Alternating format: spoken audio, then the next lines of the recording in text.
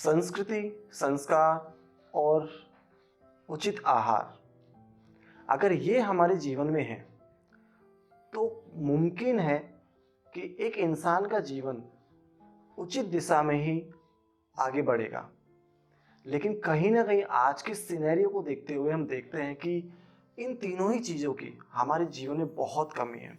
Specially उचित आहार की, जिसे हम संतुलित भोजन भी कहते हैं, जिसको साइंस भी कहता है कि अगर आपके जीवन में संतुलित भोजन है तो आप बीमार नहीं पड़ेंगे।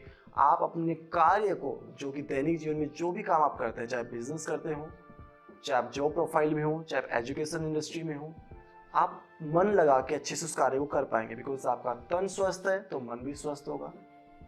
और संस्कृति और संस्कार जो कि हमारे वृद्धजनों से, हमारे बड़े बुजुर्गों से हमें प्राप्त होते हैं, उनको भी साथ में रखना बहुत ज़रूरी है। आज इसी विषय पे हमारे साथ बातचीत करेंगे दिल की बात आपसे सप्तक में जयपुर के जाने माने डॉक्टर विनोद जैन।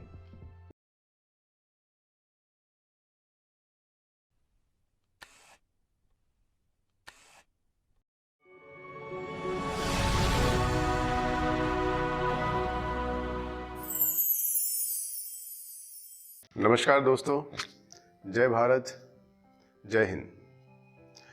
आज हमारा जो विषय है, जिस विषय पे मैं बोलना चाहता हूँ, वह स्वास्थ्य, संस्कार और संस्कृति। क्योंकि किसी भी देश के निर्माण के लिए सबसे पहले इंसान का संस्कार, संस्कृति और स्वास्थ्य से उसका रूबरू होना बहुत ज़रूरी है। स्वस्थ राष्ट्र का निर्माण तभी हो सकता है जहाँ पर स्वास्थ्य से संबंधित लोग जागरूक हों, स्वस्थ हों। संस्कार और संस्कृति की बात इसलिए विशेष है क्योंकि किसी भी देश का परिचय उसकी संस्कृति से होता है, वहाँ पर किस तरह के संस्कारित लोग रहते हैं। इसी चीज़ पर ध्यान रखते हुए मैं आप लोगों के सामने इस बात को प्रस्तुत करना चाहूँगा कि आज किस तरह से भारतीय संस्कृति, जिसको लोग पूरी दुनिया में एक महत्व देते हैं, और आज हम खुद स्वयं उसका विनाश करने में लगे हुए हैं।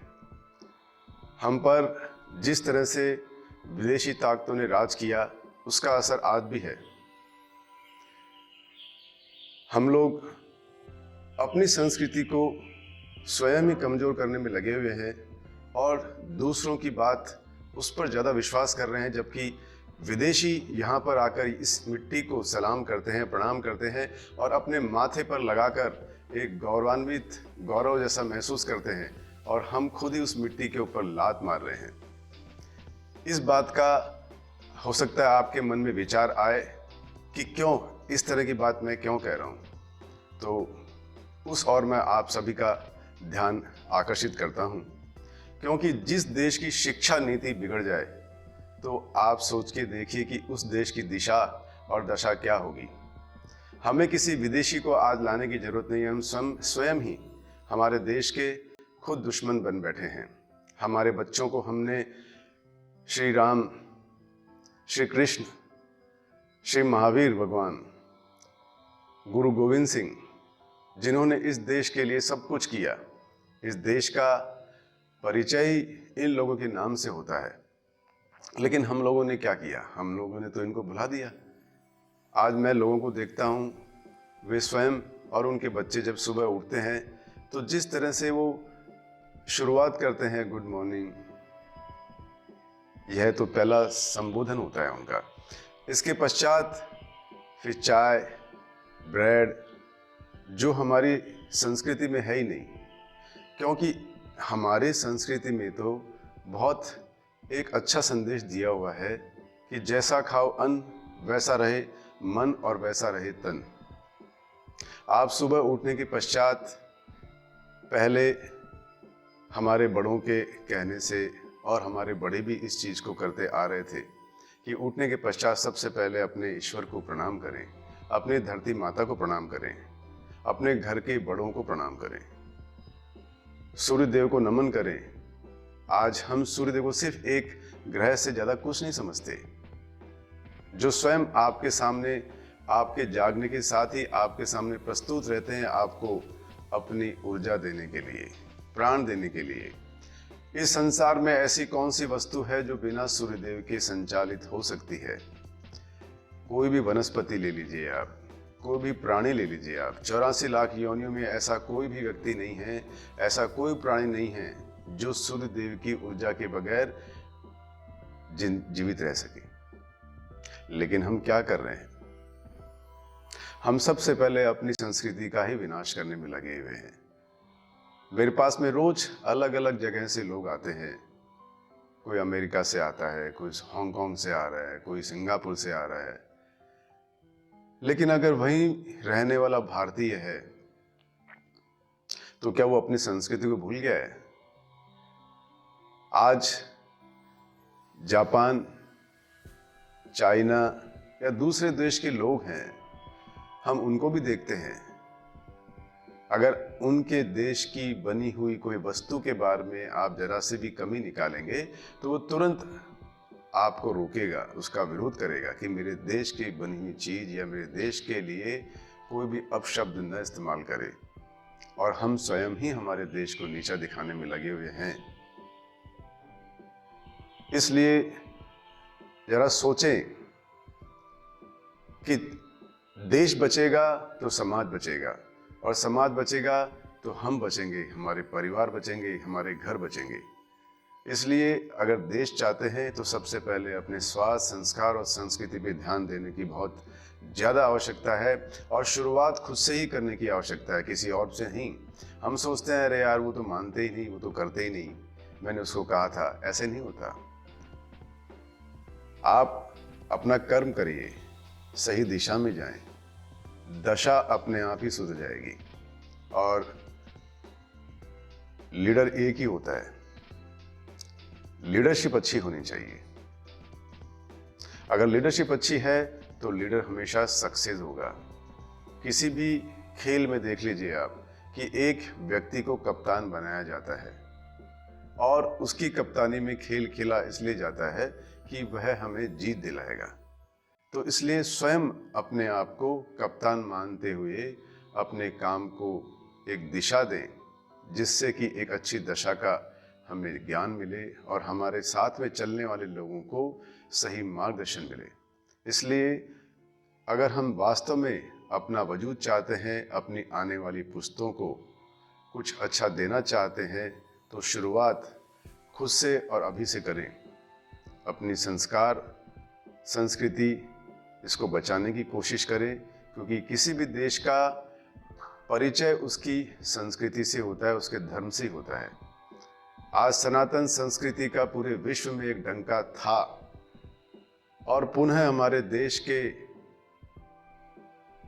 कप्तान जो इसको निरंतर आगे बढ़ाने में लगे हुए हैं, हमें उनका सहयोग करना चाहिए। इसलिए अपने इस संस्कार और संस्कृति की आहुति इस यज्ञ में इस प्रकार दीजिए जिससे भविष्य का निर्माण अच्छा सा हो सके, और भविष्य के निर्माण के लिए हमें वर्तमान में ही आहुति देनी होगी। अपने प्रयास शुरू अभी से करने हैं ताकि हम इस सफलता को प्राप्त कर सकें। अपने बच्चों को, अपने मित्रों को, अपने सहपाठियों को, सभी को इस चीज़ के लिए जागृत करें। हमारी चिकित्सा पद्धति दुनिया में सर्वश्रेष्ठ रही है। इसी चिकित्सा पद्धति को अपनाते हुए मैंने स्वयं ने लाखों लोगों को ठीक कर दिया, जो बिना ऑपरेशन, बिना दवाइयों के आज एकदम स्वस्थ होकर और जीवन यापन कर रहे हैं, जिसमें किसी तरह की उन्हें दवाई नहीं दी गई और न कोई ऑपरेशन किया गया। लेकिन हमारी भारतीय संस्कृति के अंदर इतनी विशेषताएं हैं, उसमें ईश्वर का इतना आशीर्वाद है कि अगर आपकी भावना अच्छी है और उद्देश्य अच्छा है तो ईश्वर के आशीर्वाद से हम अच्छी से अच्छी चीज़ पा सकते हैं।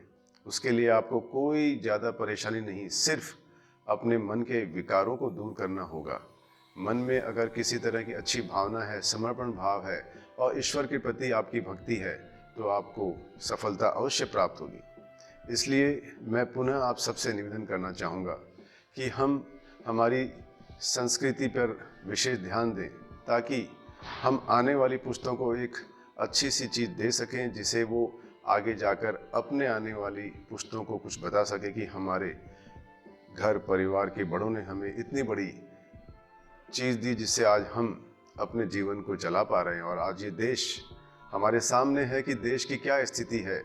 पूरे विश्व में भारत का नाम था, भारतीय संस्कृति थी, सोने की चिड़िया से हमारा देश विख्यात था कि भारत देश एक सोने की चिड़िया है। लेकिन हम स्वयं ही अपने हाथ से उसको बिगाड़ने में लगे हैं। इसलिए अपने अधिक से अधिक और सकारात्मक प्रयासों से भारत माता का कर्ज चुकाने की कोशिश करें। परमपिता परमेश्वर द्वारा मनुष्य जीवन जो बड़ी मुश्किल से मिलता है, 84 लाख योनियों में मनुष्य जीवन हमें बहुत ही मुश्किल से प्राप्त होता है। न जाने हमने कौन कौन सी योनियां भोगी होगी, कुत्ता, बिल्ली, चूहे, न जाने क्या क्या बना के हमने पहले कौन सा जीवन भोगा और किस जीवन के पश्चात आपको मनुष्य योनि प्राप्त हुई। मनुष्य योनि प्राप्त होने का मतलब ही है कि संसार में कुछ अच्छा करना, लेकिन हमारे दुष्कर्मों के माध्यम से हमने पता नहीं इस सर्वश्रेष्ठ जीवन को भी नष्ट कर दिया है।